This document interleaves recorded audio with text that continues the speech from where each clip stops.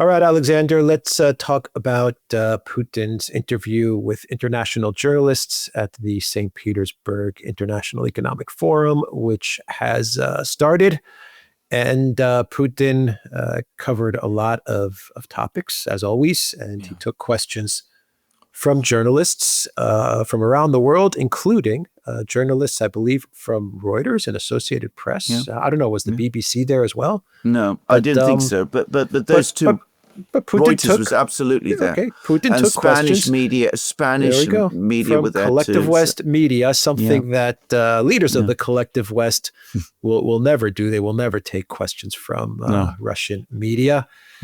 And Putin talked about Ukraine. He talked about Iran. And he said some very, very interesting things about these situations. So should we start with what he said about the conflict in Ukraine first, or Iran? No, well, let's start with Iran. Because, I mean, he didn't speak at vast detail about that. He explained some things which a lot of people are talking about with Russia, with regards to Russia's relationship with Iran, and why is Russia not rushing to help Iran and stuff like this. He did put some things in context. Yeah. So what did he say? Well, it was all very interesting, and I'm afraid it supports my suspicions, which is that apparently the Russians have been in discussion with Iran for a long, long time, and about developing a close relationship. And the Russians, in terms of this new treaty that was signed and apparently ratified, it was signed in January and now ratified. The Russians actually did suggest to Iran that the treaty contain some explicit mutual defense clauses, something like on the same model as Russia's treaty with North Korea. And the Iranians refused.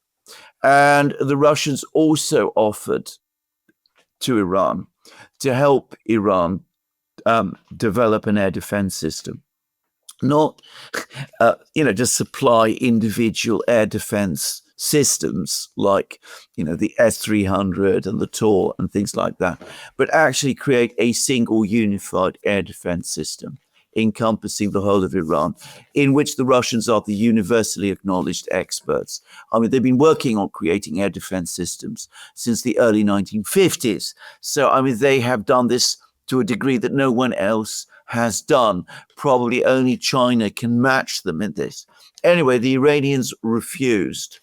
And he also said that in terms of military assistance to Iran over the course of the current conflict, Iran hasn't sought any, hasn't asked for any. So, I mean, I thought those were all actually quite interesting revelations. And I'm afraid they reflect closely a conversation I had whilst I was in St. Petersburg, which is just a straight conversation. It just came up with someone from Russia, I'm not going to say who, in which he said to me that the Russians had found Iran a very difficult country to help, that the Iranians were very unsure about how far they wanted to commit themselves to a long-term relationship with Russia, and that there continues to be deep suspicion of Russia within Iran, and that this is creating problems in moving ahead with the relationship. And ultimately, Putin seemed to be saying exactly that. All right. So what did Putin say about the conflict in Ukraine? He talked a lot about the frontline situation, the military situation when it came to Ukraine, and he is still open to negotiations based on Istanbul Plus. Yeah, absolutely. But the window's closing. I know the window is closing, and it is closing very fast. The first thing to say about the military situation is that he is extremely confident. I mean, he said, look, if the Germans supply Taurus missiles, it's not going to make any difference. The reality is that the Ukrainian military on the front lines is down to 47% in terms of its the units are only up to 47% strength. The Russians are advancing on every part of the front lines. He clearly feels very, very confident that things are indeed moving Russia's way, and that the Taurus won't make any difference, and that no weapon system that the West sends to Ukraine is going to make any difference.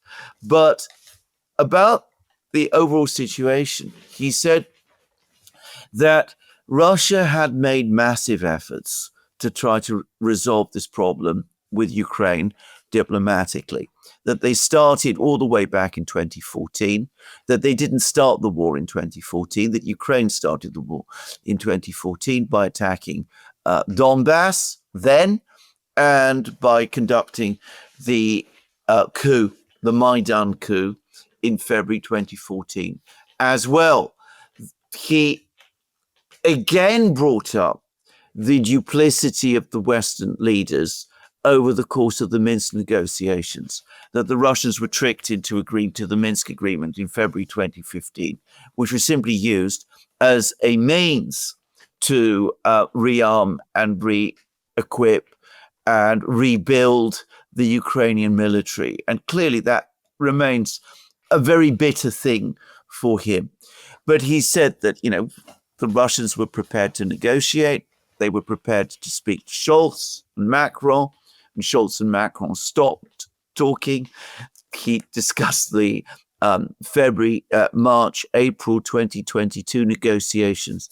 He said that a deal was done almost, but that the Ukrainians walked away from the deal. He also disclosed something which has never been disclosed before. He said that some Western interlocutor got in touch with the Russians. One senses that it was in late summer, early autumn of 2022, about trying to revive negotiations.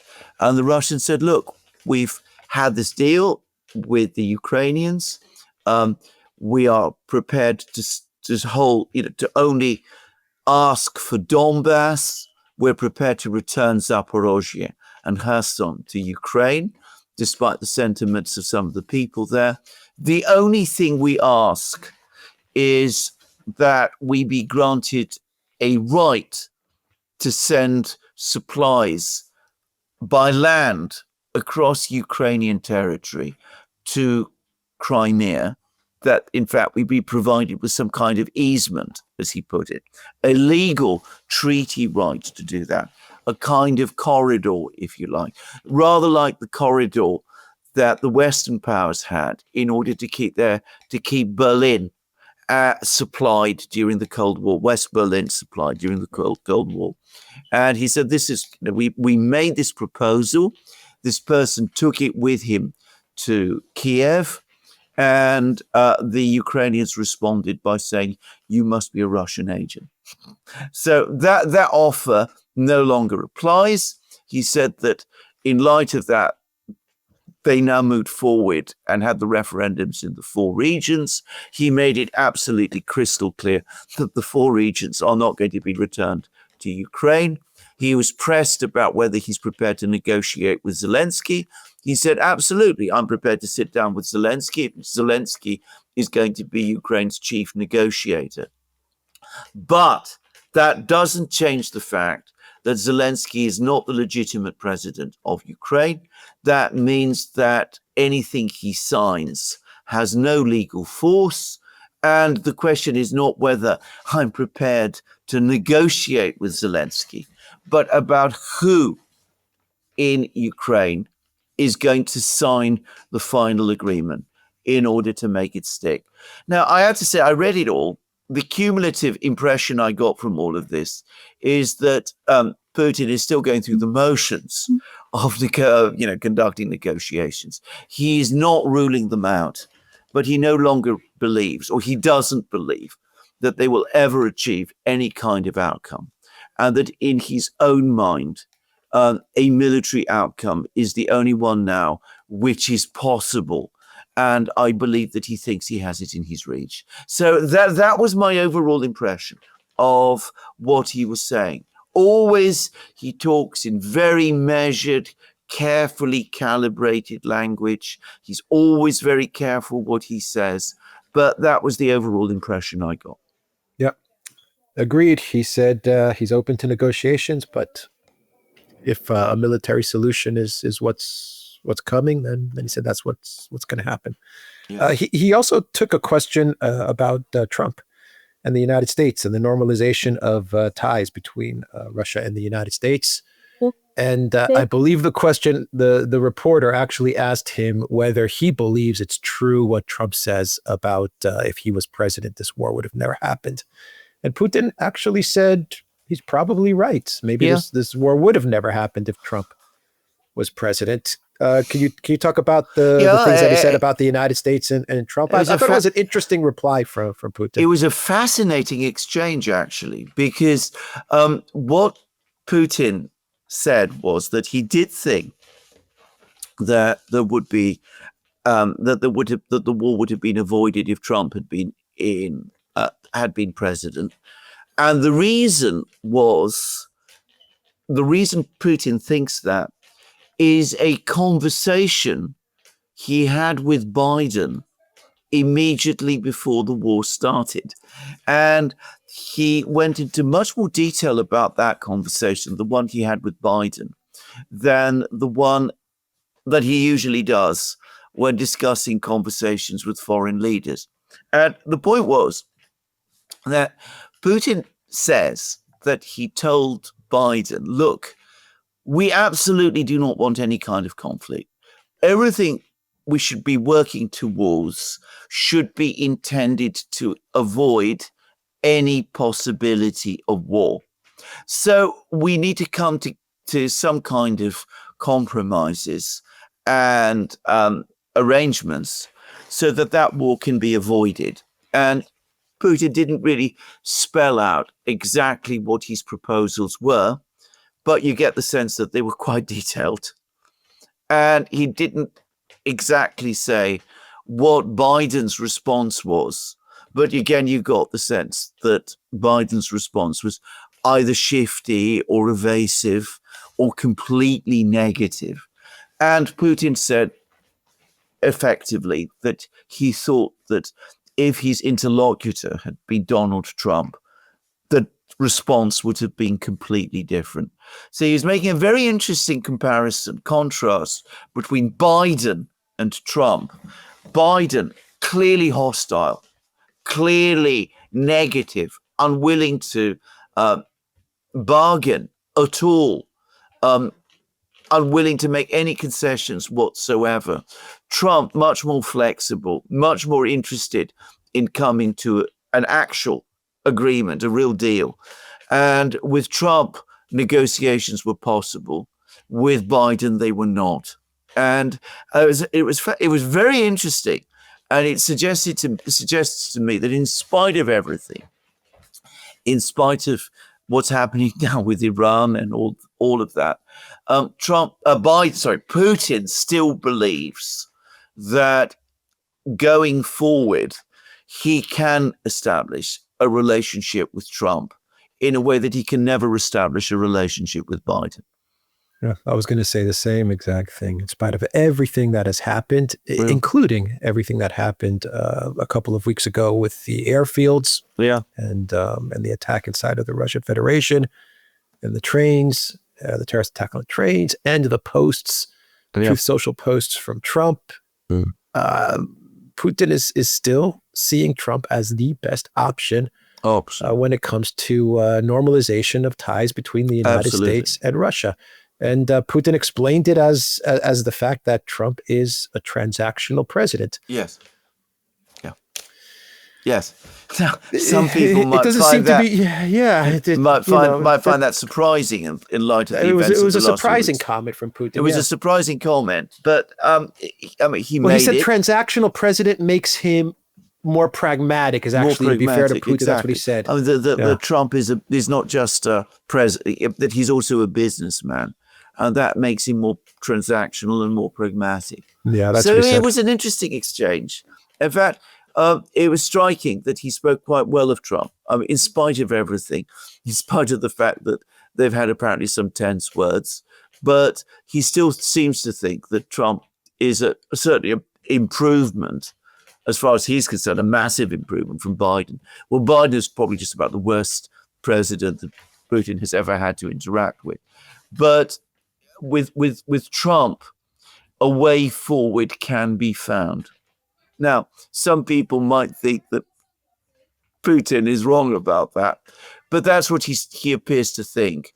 And you can just go to his comments and read them for yourself. Yeah. All right. Anything else that you want to add about the journalist meeting, or it was a long? It was a very, very, very long meeting. I read somewhere that started in midnight and it went all the way until the morning.